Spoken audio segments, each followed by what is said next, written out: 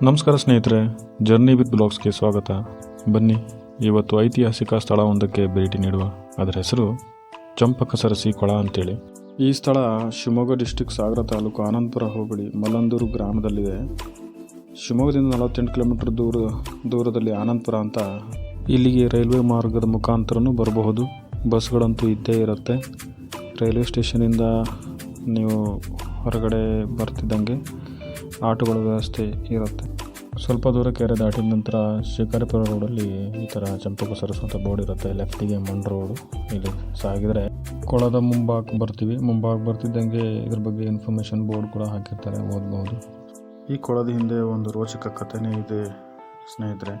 ಸುಮಾರು 15ನೇ ಶತಮಾನದಲ್ಲಿ ಈ ಸ್ಥಳ ಮತ್ತು ಸುತ್ತಮುತ್ತಲಿನ ಊರು ಕೆಳದಿ ಅರಸರ ಆಳ್ವಿಕೆಗೆ ಒಳಪಟ್ಟಿರುತ್ತೆ. ರಾಜ ವೆಂಕಟಪ್ಪ ನಾಯಕ ಒಂದ್ಸತಿ ತನ್ನ ಸೈನ್ಯದೊಂದಿಗೆ ಈ ಆನಂದಪುರದಲ್ಲಿ ಬಿಟ್ಬಿಟ್ಟಿರ್ತಾರೆ. ವಾಯುವಿಹಾರಕ್ಕೆ ಅಂತೇಳಿ ಕುದುರೆ ಏರಿ ಹೋಗುವಾಗ ದಾರಿ ಮಧ್ಯ ಚಂಪಕ ತನ್ನ ಮನೆ ಎದುರುಗಡೆ ಸುಂದರವಾದ ರಂಗೋಲಿಯನ್ನು ಬಿಡಿಸಿರ್ತಾಳೆ. ಆ ರಂಗೋಲಿ ನೋಡಿ ವೆಂಕಟಪ್ಪ ನಾಯಕರು ಇಂಪ್ರೆಸ್ ಆಗ್ತಾರೆ. ಆ ರಂಗೋಲಿ ಮುಖಾಂತರನೇ ಚಂಪಕಾಳ ಭೇಟಿಯಾಗತ್ತೆ ಮತ್ತು ಅವಳ ಸೌಂದರ್ಯಕ್ಕೆ ಮಾರು ಹೋಗಿ ಅವಳನ್ನು ಈ ಜಾಗದಲ್ಲಿ ವರಿಸ್ತಾರೆ. ಮುಖ್ಯ ದ್ವಾರದಲ್ಲಿ 2 ಕಲ್ಲಿನಿಂದ ಕೆತ್ತಿರ್ತಕ್ಕಂಥ ಆನೆ, ಅದರಲ್ಲಿ ಒಂದಕ್ಕೆ ಸಿಡಿಲು ಬಡಿದು ತುಂಡಾಗಿರುತ್ತೆ. ಅದು ಹಾಗೆ ಇಟ್ಟಿರ್ತಾರೆ.